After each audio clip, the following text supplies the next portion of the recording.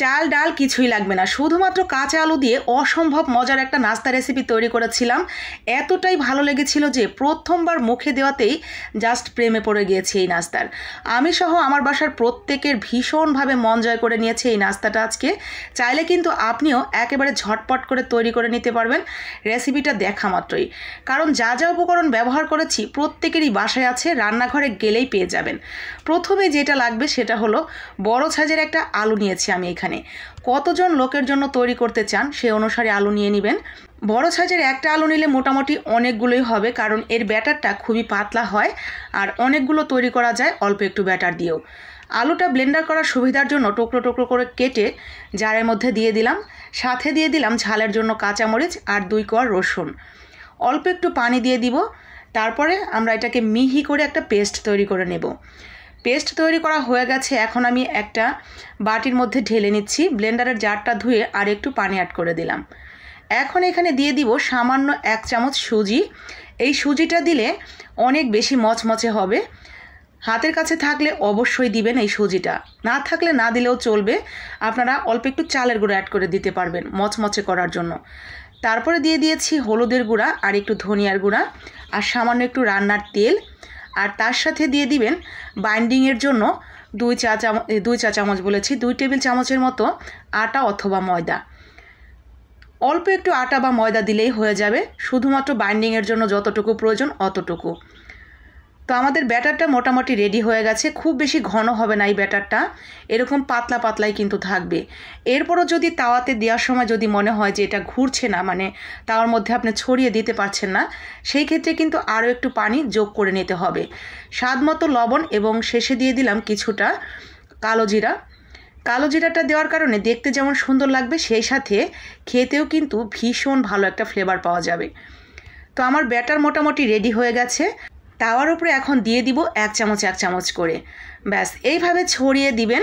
আর মাঝখানে এই যে একটু একটু ফাঁকা ফাঁকা যে হয়, এগুলো আর বন্ধ করার দরকার নেই, ঠিক এভাবেই থাকবে। ওই ফাঁকা ফাঁকার মধ্যে সামান্য একটু চামচটা জাস্ট আপনি তেলের ভিতরে ডুবাবেন আর উঠাবেন। ওই চামচের মধ্যে যতটুকু তেল লেগে থাকে অতটুকু তেল ওই জায়গায় জায়গায় একটু একটু করে ব্রাশ করে দিবেন, ঠিক এইভাবে চামচ দিয়ে। ব্যাস এভাবেই লো আঁচে কিছুক্ষণ রেখে দিলেই এটা অসম্ভব সুপার ক্রিস্পি হয়ে যাবে। এত ভালো লাগবে খেতে এটা। আর এটা কিন্তু বানিয়ে সাথে সাথেই গরম গরম খাওয়া শুরু করে দিবেন। মানে এক পাশে বানাবেন আর এক পাশে যারা যারা খাবে তাদেরকে দিতে থাকবেন। কিছুটা ঠান্ডা হয়ে গেলে কিন্তু একটু নেতিয়ে যাবে, সেই ক্ষেত্রে একটু অন্যরকম লাগবে, তবে সেটাও কিন্তু খেতে দারুণ মজার। তবে মচমচা খেতে যতটা ভালো লাগবে, নেতিয়ে গেলে ততটা ভালো লাগবে না। আর অবশ্যই একটা আপনার তেলানো তাওয়া নেবেন, মানে যেই তাওয়াটা খুব বেশি তেলে এরকম একটা তাওয়া নেবেন। ফ্রাই প্যান হলে আরও বেশি ভালো হয়। যদি এরকম আমার মতো লোহার তাওয়া হয়, সেই ক্ষেত্রে টিস্যুর মধ্যে একটু তেল ব্রাশ করে প্রথমবারে শুধুমাত্র একটু মুছে নিলেই হবে, এরপরে আর মুছতে হবে না। এরপরে তো এই যে আপনি যতবার উঠাচ্ছেন মাঝখানে একটু তেল দিয়ে দিচ্ছেন, এতে করেই তেলতেলা হয়ে যাবে আর তেল ব্রাশ করার কোনো প্রয়োজন পড়বে না।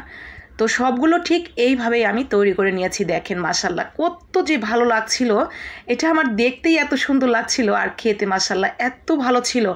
আমার বাসার পুচকোটা সহ একেবারে সবাই আমরা কারাকারি অফারে আজকে খেয়ে নিয়েছি। এত ভালো ছিল আজকের নাস্তাটা।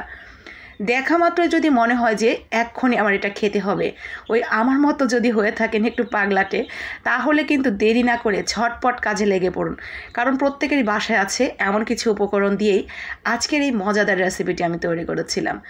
আর দেখা মাত্র খেতে ইচ্ছে করবে না এমন মানুষ খুঁজে পাওয়া কষ্ট, কারণ এই ধরনের খাবারগুলো আমরা ছেলে মেয়ে ছোট বড় সবাই খুব পছন্দ করি খেতে। আর আজকের ওয়েদারটাও মাশাল্লাহ খুব সুন্দর, সেই সাথে এত সুন্দর একটা নাস্তা। আমাদের তো দারুণ একটা সময় কাটালাম এই নাস্তার সাথে। আপনার যদি ভালো লেগে যায় আপনিও কিন্তু সুন্দর একটা সময় কাটাতে পারবেন এই সুন্দর নাস্তাটির সাথে। তো সেই সাথে বাকি আপু ভাইয়াদের জন্য একটু কষ্ট করে লাইক কমেন্ট শেয়ার করে দিবেন। আর পেজটা যদি ফলো করে না থাকেন, আমার ভিডিও দেখতে যদি আপনার ভালো লাগে এবং শেখার মতো কিছু থাকে, তাহলে অবশ্যই পেজটা ফলো দিবেন। আর যারা ইউটিউব থেকে দেখছেন তারা ইউটিউব চ্যানেলটাকে সাবস্ক্রাইব করে নিতে পারেন। তো আজকের মতো এখানেই, আর থাকুম না জায়গা বাড়ি। আসসালামু আলাইকুম।